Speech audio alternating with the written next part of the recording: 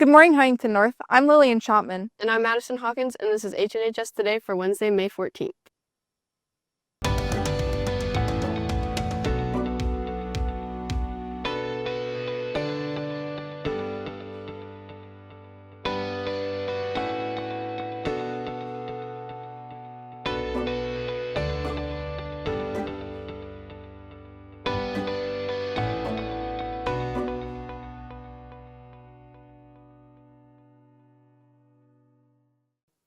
Students in the top 25 of their respective classes, if you ordered a group photo, please stop by the main office to pick them up.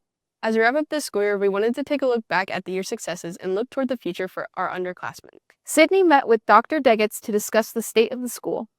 This is a really special place, and sometimes we take that for granted on a day-to-day basis, but we have all kinds of positives that we could talk about, and these are just highlights. There are so many more. Number one, our students are just absolutely tremendous. When I think about some of the leaders we have in this building and what their future holds, it's absolutely incredible. I know one example of that, our senior class of 2025, earned over $3 million in college scholarships and still counting. And so that's one example. I also think about our staff. Our staff is absolutely students first. They come to school and work every day to serve well, and they're high caliber professionals. I tell students this a lot. Nowhere in your life will you have this many people show up to serve and support you on a daily basis except for during your high school years. And so I think our building is built on relationships and helping each other out. And so I think those are two really clear strengths. And then I would also just add the opportunities. It is really, I think, unprecedented for students to be able to come and experience and have access to the kinds of opportunities that they do here at Huntington North. There's always opportunities for improvement, right? I mean, I think here at Huntington North, we want to really focus in on our culture. And that sounds weird because I just talked about relationships and people and all those things. But I think really at the end of the day, we want to build and cultivate a culture here that's professional and that is focused on those things that will carry everybody through life. Things like responsibility, respect, positivity, a servant's heart and a servant's mindset. And so we're going to dig into that for next year. These are in the details, but we're going to talk about things like it's an expectation that students are here every day. Attendance matters.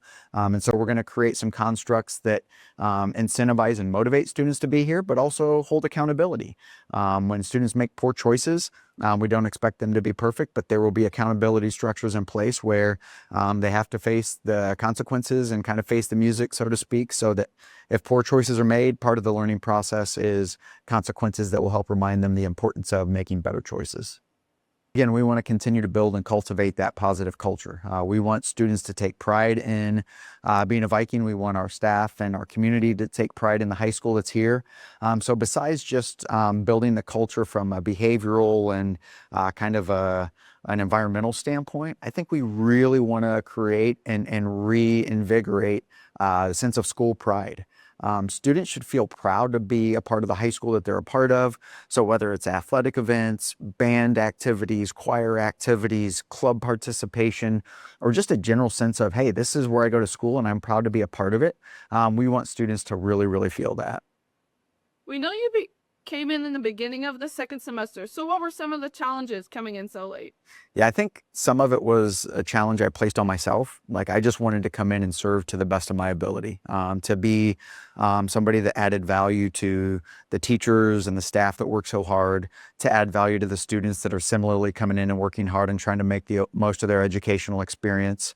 But anytime you make a transition in the middle of a school year particularly, it's just a matter of making sure I acclimated myself as quickly as possible to serve the best possible way. There were so many things already in motion that I just needed to try and jump in and do the best of my ability to catch up. But I think everybody was welcoming and supportive, and I'll forever be grateful for that. And then next year, we all get to start back together. One thing that students and visitors to our building have noticed this year is all the construction. Along with finishing the replacement of the ceilings throughout the building, more projects will take place this summer. One of those projects, renovating the restrooms, got underway a few weeks ago. Lucas and Jeremiah got a peek at the progress in the restrooms near door 1. My name is Lucas Tallman, and we caught up with Mr. Degetz to discuss the new bathrooms. Enhance and expand. enhance the aesthetics and the fixtures and just the overall look and feel of the restrooms, but also expand to make them more accessible. And so hopefully a little more functional and user-friendly so that we don't have the delays and the long lines and those types of things. In addition to that, we're actually increasing the number of our restrooms, so adding some additional restrooms near the door 9 area so that it just provides more access for our students. Yeah, so there'll be a slight expansion in size, but for the most part, it's about creating a space efficiency in the current footprint for the restrooms. Obviously, restrooms here in this building were original in design, and so, 1970 restroom design and fixtures are not the same as 2025, and so there's just ways to make the space more functional, more usable, and create those efficiencies. It'll look very different. It'll be much more functional and much more accessible, but the size of it itself isn't going to be dramatically bigger.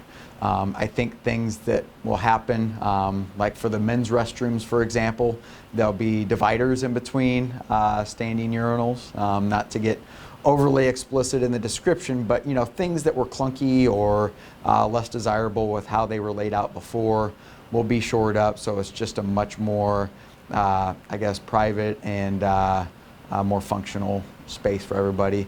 And let's be honest, restrooms are restrooms, right? They're not cool hangout spaces. It's not going to be a real exciting, like, wow, I can't believe what you've done with the place type of commentary. It's really going to be about, can we make them more accessible, more functional, nicer? And at the end of the day, I think we're going to accomplish that with what we're doing. We just really need our students to act like young adults. I'll be frank, this is a conversation outside of just a restroom renovation, but in this building and really when I have conversations with students, one of the things I get in terms of feedback is just a desire to be treated as adults. And I love that concept. In fact, I desire to do that. And I'm not saying this is the entire student population, but it becomes really challenging to engage with young adults as adults when we're flushing stuff down the toilet, and when we're defacing property, and when there's vandalism, and when there's poor choices being made. We don't expect people to be perfect by any stretch of the imagination, but when those things happen, it makes it super challenging to keep things nice and keep things functional. So to answer your question directly, yes, we're going to add some features that help mitigate some of the vandalism and things, but at the end of the day, we have to be able to trust our students to do the right thing. And those students that are doing the right thing, we've got to really lean into them to be leaders, and to really not stand for it and help us to build and increase the culture that we're building here, and that is, hey, let's have an adult culture. Let's have a professional culture. Let's have something that's focused on the exciting opportunities here and less about a restroom being shut down because people are flushing stuff down the toilet. High Hopes Huntington North Suicide Prevention Group meets every Tuesday during study hall in room 209. Have you ever wanted someone to listen to you or just need some time to talk with an adult who can give you their undivided attention? Every week, students just like you meet after school on Tuesdays to walk and talk with caring adults. Everyone is welcome to walk away each Tuesday. Meet in the locker lounge after school at 3 p.m. If you have any questions, please stop by the clinic for answers. Speaking of being active, let's go to Cohen with sports. Thanks, guys. The baseball team's 10-game winning streak came to an end with a 5-3 loss at DeKalb on Thursday. Cruz Kinley led the Vikings at the plate, going 2 for 4 with a pair of doubles. 5 other Vikings notched hits in the game. The Vikings were back in action last night, hosting Northeast State rival Leo. Huntington North will host Norwell tomorrow. First pitch is scheduled for 5:30. The softball team picked up its first win of the season Friday at Marion. The Vikes defeated the Giants 13-10. Lily Craig and Kata Newman each had 4 hits, while Serenity Mitchum and Ava Geiger added 3 hits apiece. The softball team was at Logansport last night and will be back in action tonight at Norwell. The first pitch is set for 5:30. The boys golf team picked up a win at Manchester on Thursday, 160-170. Javin Gray led the Vikes with a 9-hole score of 38, while Dalton Hope carded a 40. Griffin Husband and Keaton Brubaker each finished with a 41, and Justin Toish tallied a 42. The Vikes traveled to Leo last night and will host East Noble tomorrow at Maple Grove Golf Course. Both track teams competed in the Northeast 8 conference meet on Friday. The boys team placed 6th and notched 7 top 3 finishes.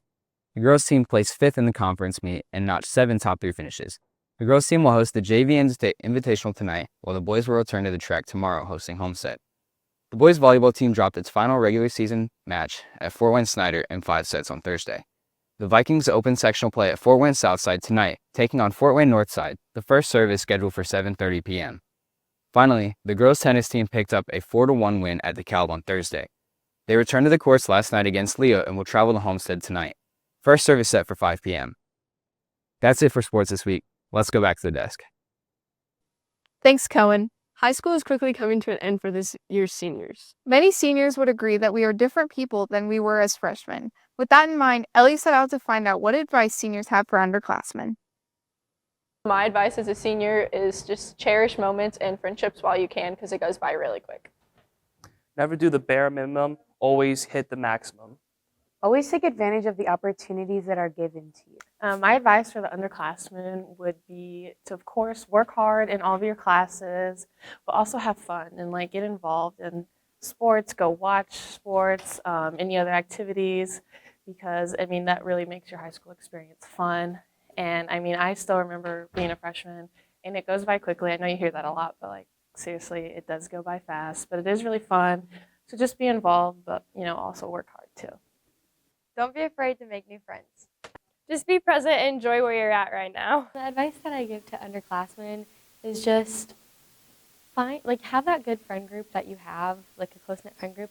Also, don't be afraid to make friends in your classes or outside of classes and clubs and stuff, because when you want to go do other things, you're going to want to create a bigger group of friends, and it's going to be scary to find other people to be close with, but it's going to be one of the best and most fulfilling things you do.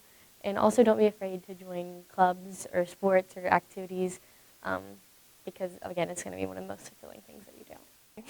1, 2, 3. My advice would be to put yourself out there and try new things. Go outside of your comfort zone. Make sure you're working hard, using grit, and showing what you got. Before we go this week, we have a few seniors on the HNHS Today crew. I caught up with my fellow seniors to reflect on our time on the show. I'm William Morrow, and my plans after high school is to work at Sweetwater as a guitar technician. And my favorite thing about HNHS Today is getting to hang out with all these amazing people and film segments. My name is Jeremiah Rozier, and after school, I would like to work in a music-related job, preferably Sweetwater. And the thing that I love most about HNHS is probably all the nice people that I've gotten to meet through being here to my senior year, and all the teachers that I love. So, thank you. I'm Lucas Tallman. I have no clue what I'm going to do after school, and my favorite part of HNHS is all the new friends I made. My name is Lillian Shopman. My future plans for after high school is to go to Ball State for media production. And what I most liked about HNHS Today is the fact that I just got to come out of my shell so much, especially when it came to anchoring. I was very hesitant to do it at first. And I also really liked all the new friends I've made, or the friends that I've made in the past, being able to be in this class. Have a great summer, vibes. That was great. Okay, thanks guys. That's all I needed. That's all I have for this school year. Good luck on finals next week, and have a great summer, Vikings. You'll see some of us next fall.